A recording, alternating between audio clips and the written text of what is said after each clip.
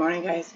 This morning I want to talk to you a little bit about formal and informal language and how we should be responding to open-ended questions where you actually have to type an answer and why it's important. So these are some questions from social studies that some of you have and some of you have something different. So if you don't know what I'm talking about with this, that's totally fine. But the questions are here. There's 5, and I have asked in the instructions and last social studies assignment, I asked you to do the same thing, and I even started you off with the first 2 on how to respond, and a lot of you totally ignored it. So I wanted to make sure that we had kind of a formal video of instruction on the expectations of how you're answering the questions. So the first and most important thing for you to understand is when we are in school, school is your job. When I am at work, there's a certain expectation from Dr. McBroom and my colleagues, the people I work with, on how we behave and how we speak and how we interact with each other. So when you are in an environment, which we might call a formal environment, so think of formal, you can think of a fancy kind of a dress up or a place where you might be expected to behave different than your everyday behavior. So a formal environment, there are different expectations than when you're in an informal environment or a casual environment. So when you're at home every day and you're playing with your friends and your buddies, you use different language. You may behave differently.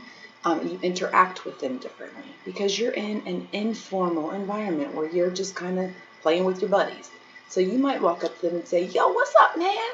But if I walked in and said, "Yo, what's up, Miss Corbin?" she'd look at me like I was crazy. Because the expectation is that we're professional.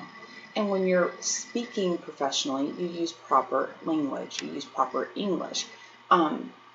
You speak as if you have intelligence. And not that saying, "Yo, what's up, man?" doesn't mean you have intelligence, but that's your casual, fun friend language. When we're at home in the evenings, I speak with my husband and my children differently than I may speak with you or your parents, because I have to speak formally. And part of speaking formally, guys, is understanding that the purpose of formal language is so that people understand what you're trying to say, they understand what you're talking about, and that you're giving evidence to support your reasons. So we've been talking a lot about that in class, right? Using those evidence-based terms.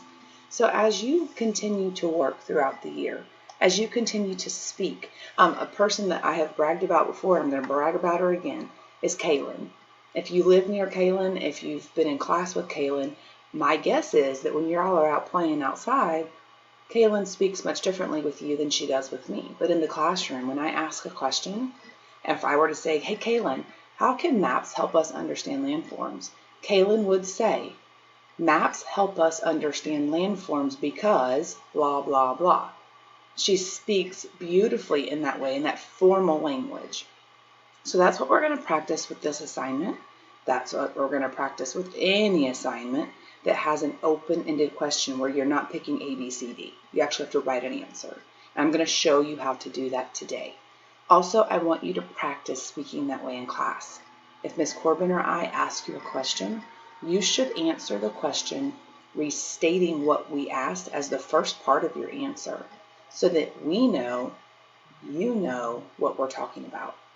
Okay, and it also helps you to focus on what you're going to say because it helps you bring your thoughts right back to the question. Okay, this is what I'm talking about, and a lot of times your thoughts are much clearer. So with these 5 questions, I'm just going to show you how we restate a question. So anytime you hear me or Ms. Corbin say, restate the question in your answer, I'm going to show you what we mean. So number 1 says, how can maps help us understand landforms? If I could highlight here, I would, but I can't on this document. So in your answer, everyone's answer should start with maps help us understand landforms.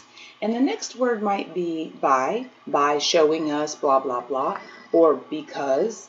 I'm going to go with by, or no, I'm going to go with because they, and then you're going to fill in the blank with whatever you read from the passage. But every single answer you can start without ever reading the first passage because you don't have to know the answer yet. You're just starting your answer.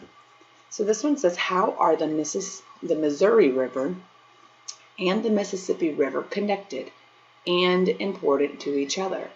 Now this is a kind of a wordy question. They're asking you two things. So by restating the question in your answer, you're really bringing your mind back to focus on, okay, what am I looking for? So we're starting with our nouns, the what? The Missouri River and Mississippi, Mississippi, River connected, oh my gosh, are connected. Go back, my questions. The Missouri and Mississippi River are connected by, and then you're going to fill in the blank, right? And then you're going to have a new sentence. They are important to each other because, fill in the blanks. Do you see how by separating that in your restate that you see now you have two questions? You have the Missouri and the Mississippi River are connected by, and they're important because. What is a coastal plain? A coastal plain is, fill in the blank. How are plateaus formed? I want you to think about that for a minute. I'm going to put my little to be continued dots. How are they formed? So be thinking about that. What should I write, guys? Let's see if you have that in my box. Back. All right, let's see if you got what I got. Plateaus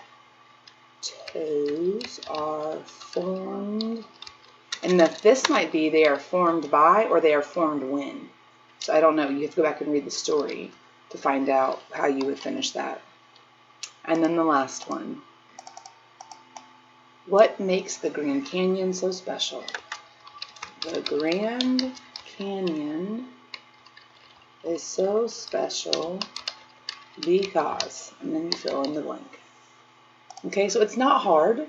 And honestly, when you do this, you've already written half your answer because the other part of your answer is going to be actually the part that's missing, right? So it's not like you're doing extra work. But now, how intelligent do we sound? We are owning our thoughts. We are owning our work. We are speaking formally and intellectually to our teachers to show them that we understand what we're doing and in our thinking. Okay, so we're going to really start practicing this hard in class and practicing hard in conversation. In my classroom, when we're talking, if we agree or disagree, my students will say, I agree with Micah because blah, blah, blah. Or I disagree with Logan because. So we don't just say, I don't think that's right. Okay? You see the difference? I disagree because. So it really does a difference in how you sound to others and whether or not they're going to want to listen to what you have to say. Whether they're going to believe what you say, whether they're going to take you seriously.